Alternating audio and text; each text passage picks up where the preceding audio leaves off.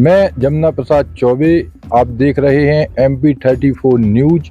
दमोह और मध्य प्रदेश की खबर देखने के लिए हमारे चैनल को लाइक करें, सब्सक्राइब करें। खुलेआम परिहास कर रहे हैं, मजाक उड़ा रहे हैं। कांग्रेस किस दृष्टि से देखती है इस बात को? अपने देश में बुजुर्गों का हरदम सम्मान होता था। यदि परिहास कोई कर रहा है तो मुझे उस पर शर्म और दुख हो रहा है। धन्यवाद सर। कांग्रेस की जन आक्रोश यात्रा आज संस्कार राजधानी शहर जबलपुर पहुंची। कैंट विधानसभा से इस यात्रा की शुरुआत हुई, जिसमें यात्रा प्रभारी अजय सिंह राहुल, राज्यसभा सांसद विवेक तनखा, प्रदेश सह प्रभारी संजय कपूर, महापौर जगत बहादुर अन्नू सहित सैकड़ों कार्यकर्ता मौजूद रहे। जन आक्रोश यात्रा कैंट विधानसभा के बड़े पत्थर से शुरू होकर पूर्व विधानसभा, उत्तर विधानसभा, पश्चिम विधानसभा के नर्मदा घाट पर आरती के बाद समापन हुआ।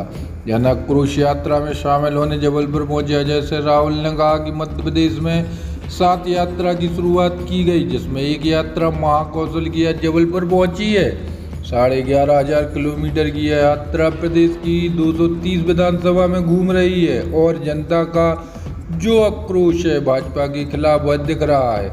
कांग्रेस प्रत्याशियों की सूची जारी होने को लेकर उन्होंने कहा कि सही समय पर सही लिस्ट आएगी। अजय सिंह ने कहा कि भाजपा की जन आशीर्वाद यात्रा नहीं बल्कि उन्हें माफी यात्रा निकालनी चाहिए।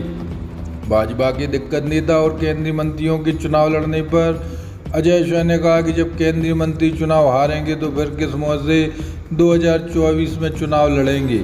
मध्य प्रदेश की वित्तीय स्थिति को लेकर कांग्रेस नेता अजय सिंह राहुल ने कहा कि इस चुनाव में वित्तीय प्रबंधन एक विशेष महत्व रहेगा। शिवराज सिंह चौहान ने आखिर में उल्टे सीधे सभी तरह की घोषणाएं कर दी। ऐसे में जो भी सरकार हो उन्हें जरूर दिक्कत रहेगी, लेकिन हम लोग इसका समाधान करेंगे।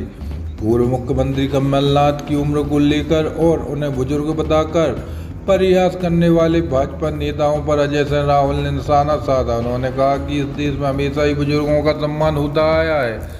ऐसे में यदि कोई परिहास कर रहा है तो मुझे दुख और शर्म आती है। बड़ा पत्थर से कांग्रेस की जन आक्रोश यात्रा देखिए, मध्य प्रदेश में 19 तारीख को 7 यात्राएं मध्य प्रदेश में चालू हुई जन आक्रोश की। उसमें से एक यात्रा आज जबलपुर कैंट में शुरू है। 11,500 किलोमीटर की यात्रा 230 विधानसभा में हम लोग दस्तक दे रहे हैं और जनता का जो आक्रोश है उनसे सीधा संवाद कर रहे हैं। बहुत अच्छा समर्थन सभी जिलों में इस आक्रोश यात्रा को मिल रहा है। सही समय पर सही लिस्ट आएगी। बीजेपी का आरोप है कि जो जन आक्रोश यात्रा आप निकाल रहे हैं दरअसल वो लोगों का आक्रोश आपके प्रति है। जी हाँ, जैसे उनकी जो आशीर्वाद यात्रा थी, यदि वो माफी यात्रा करते तो मेरे ख्याल से ज्यादा अच्छा रहता है। बड़े दिग्गज मैदान में उतारे उन्होंने, क्या आपसे डर गए हैं, सहम गए हैं, या फिर आपको बराबरी की चुनौती देने का उनका ये एक तरीका है? वो डरे जरूर हैं, चुनौती नहीं है। और बड़ा दुर्भाग्य रहेगा जब केंद्रीय मंत्री लोग चुनाव हारेंगे तो फिर किस मुंह से 224 में चुनाव लड़ेंगे। क्या कांग्रेस में भी ऐसा होगा कि दिग्गज लोग जो अभी वर्तमान विधायक हैं कांग्रेस में जिन नेताओं को विधानसभा में लड़ाना होगा, चाहे वो दिग्गज हो नॉन दिग्गज हो, ये अपने हिसाब से होगा।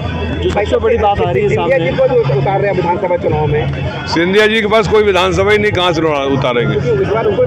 तैयारी कर ले। आपकी यदि सरकार सत्ता में आती है, अगर नहीं तो कांग्रेस की सरकार आएगी जी, वो आपकी बात है। मैं जानना चाहता हूँ कि सरकारी खजाना तो खाली है, जो चल रही योजनाएं हैं उन्हें कैसे लागू रख पाएंगे? देखिए, वित्तीय प्रबंधन एक विशेष महत्व रहेगा और जिस तरह से शिवराज ने आखिरी में उल्टे सीधे सभी तरह के घोषणाएं कर दी हैं, वो कोई भी सरकार हो उसको दिक्कत रहेगी, लेकिन हम लोग इसका प्रावधान करेंगे।